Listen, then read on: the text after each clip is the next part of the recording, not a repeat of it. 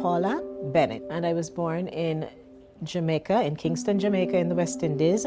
I'm a triple prime girl, bookmarks in 7/11/67. That's an interesting question because I'm a board certified family practice physician. Went to medical school in Buffalo, New York. I actually it started in 2016 where I felt that I was a little bit frustrated with medicine, just the structure of medicine. And I thought, I cannot do this anymore, battling with insurance companies for coverage of. And so I decided to transition from preventive medicine to the ER. And so I was actually, as a locum tenens physician, which means that I travel from one place to another. So I was working between Minnesota and emergency rooms in Nebraska, taking care of patients in rural hospitals, smaller rural hospitals that did not have full-time docs. So there is actually a doctor's house right next to the hospital. But in the middle of winter in northern Minnesota, 20 miles from the Canadian border, I found that to be extremely laborious and trying, and it raised my blood pressure. And I said, you know what, I'll just stay in the hospital. So every time I go up there now, they give me my own room in the hospital.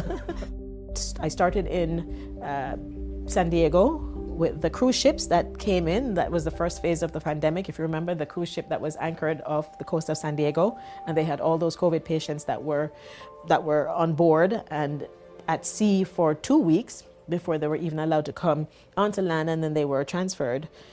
I treated those patients that were either positive for COVID but developed no symptoms, or they had symptoms of COVID but their tests came back consistently negative.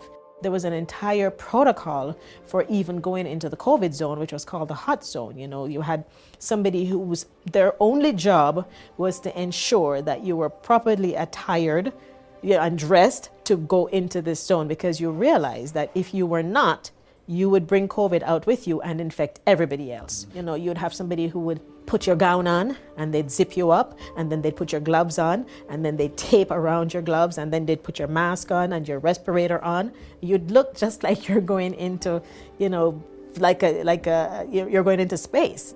Or we would have to, you know, you would have the mask and you'd have the shield, and they would discard the shields because there were so many of them. And then we began to realize that there was a shortage, and then we had to start sanitizing the shields.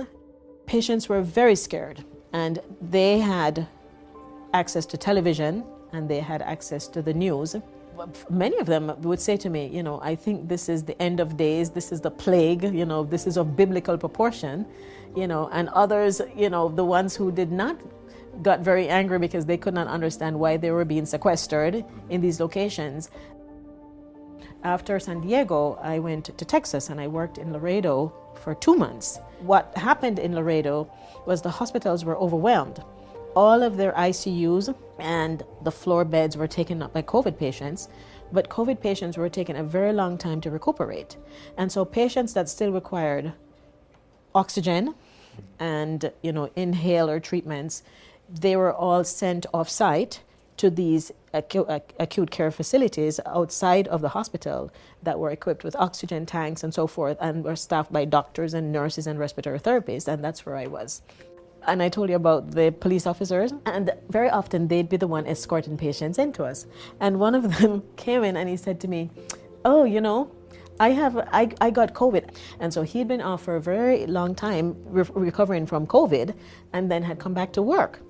And so, you know, he was telling me that his mother-in-law said, well, you know, you don't want to get COVID again, so you need to engage in these practices. Oh, no, she told me, he said, this is what the president says he takes this every day.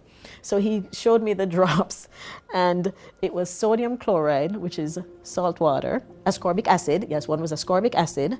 The short of it was none of those regimens have been proven. I broke it down to him and I explained to him in great detail how the virus replicates and why these things likely wouldn't work and why the ACE inhibitors work. And he said to me, oh, I understand. Oh, no, that makes sense. And then he said, well, you know, it's time to take my regimen that my mother-in-law said. And I saw it and I thought, I don't understand this. This is so odd. Support for Facing a Changed World, an oral history of the COVID-19 pandemic, comes from the Margaret Ann Martin Everest Foundation, the Kind World Foundation, Humanities Iowa, the Friends of Siouxland Public Media, and listeners like you.